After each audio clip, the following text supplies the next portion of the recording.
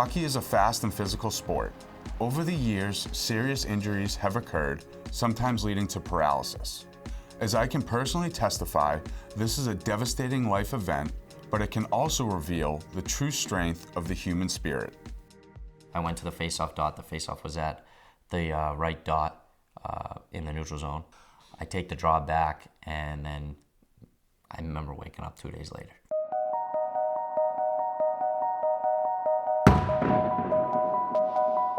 Just heard the loudest bang I've ever heard in a hockey rink. It happened directly in front of me, and I looked down, and all I saw were Jake's eyes completely wide open, and he was lifeless.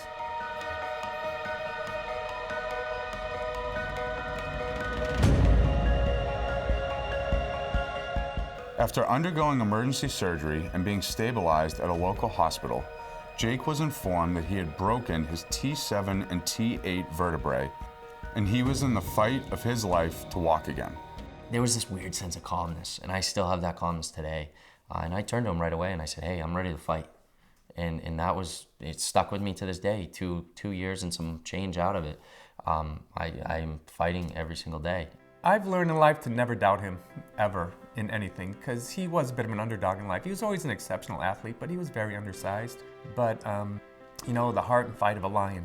Jake and I, we're 3 years apart, but we've been best friends since the day he was born. He really puts life in perspective that you don't have things as bad as you really think.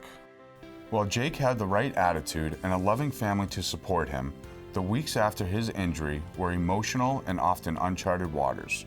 You know, we were thinking about selling our house, and, you know, how are we going to afford, we're hearing how expensive this injury is and what, you know, all the uncertainties.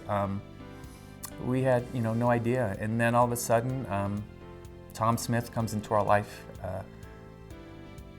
Definitely a lifesaver. Huh. It's definitely been, you know, some murky waters, but we wouldn't be where we are two years out without Tom Smith, and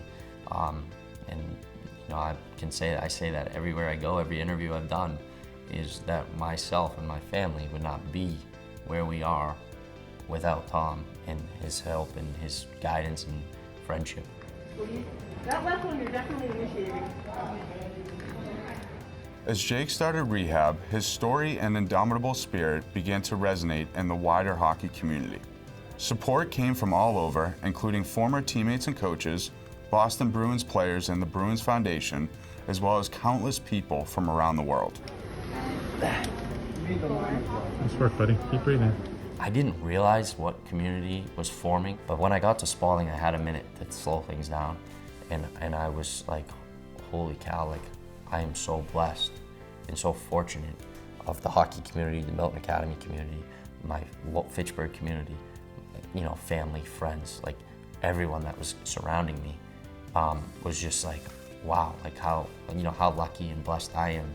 It was unbelievable, and it kind of got us through the days when he was at rehab, because those are some long days. Jake Morris Thibeault.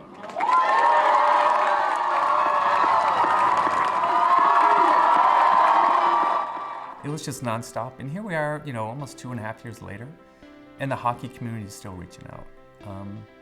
They're reaching out for support, but they're also reaching out to get support from Jake, which is unbelievable, right? Yes, Jake, with his remarkable optimism and incredible family, were now able to start giving back to those who had given them so much. And that's where the Bruins Foundation and the Boston Marathon come in. One of the directors of the foundation, we were just having a conversation, and Jake was like, oh, Drew, it'd be pretty cool if you ran for the Bruins Foundation. And I was like, oh yeah, and they're like, yeah, throw in your name. So I was like, oh yeah, I'll do it. In my head, I'm thinking, you know, there's probably 200, 300, 400 people applying. I probably won't get picked. Like, I'm not worried about it. December 1st, in comes, hey, congratulations, you've been selected for the Bruins Marathon team. And I was like, well, here we go.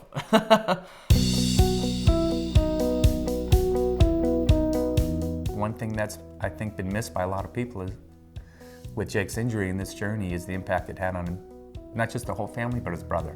His brothers had to have, you know, an emotional recovery, and him running the marathon is part of that emotional recovery.